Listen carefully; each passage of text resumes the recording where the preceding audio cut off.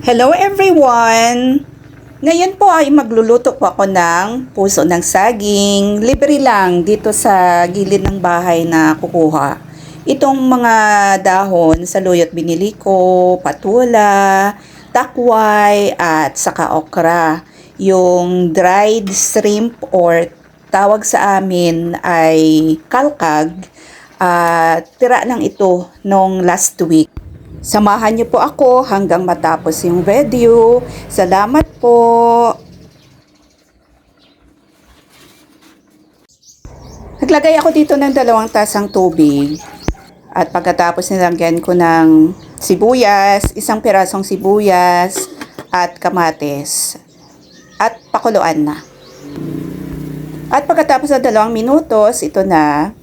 Ilagay ko na po yung piniga na puso ng saging para lumambot. Kasi kapag hindi mo piniga, mapakla siya. So dito naglagay ako ng takway, okra, at saka siling haba. Tag 10 pesos each lang dito sa Talipapa. Ang mahal ng gulay dito sa amin. Takpan at pakuluan. At after ng 2 minutes, ito na, kumulo na siya.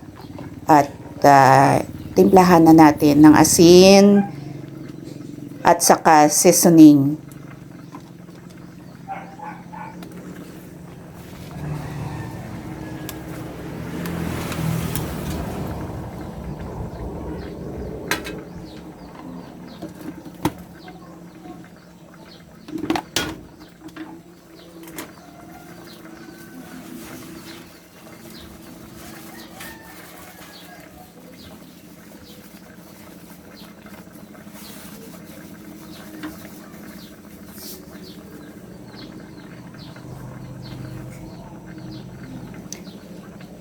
And then, naglagay na ako dito ng aking dried na shrimp or kalkag.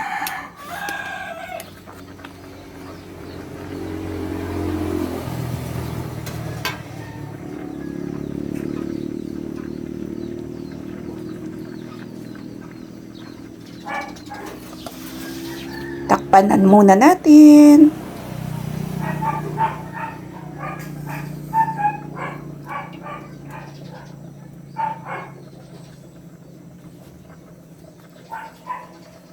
After 1 minute, ito na, ilagay ko na ang patola.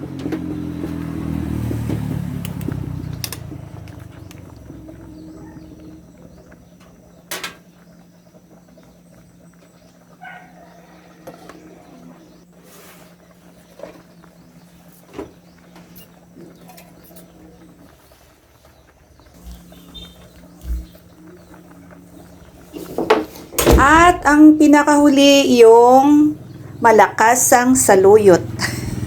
Maraming saluyot, masarap.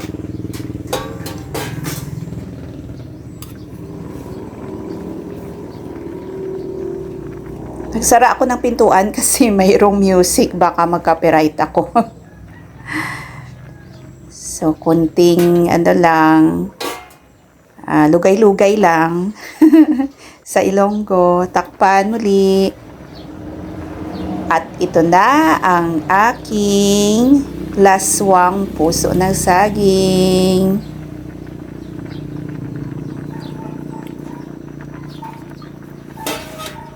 Sarap.